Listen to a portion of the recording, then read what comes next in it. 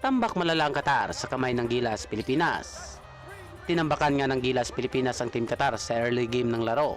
Naging magandang exposure din ang ginawa ng batang player ng Team Qatar na may edad lamang ng 15 years old.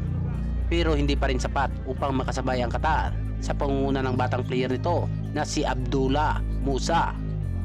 Naging double digit ang lamang ng Gilas Pilipinas pagsapit ng second quarter. At naging highlights ang buzzer beater ni CJ Perez mula sa 3 points area.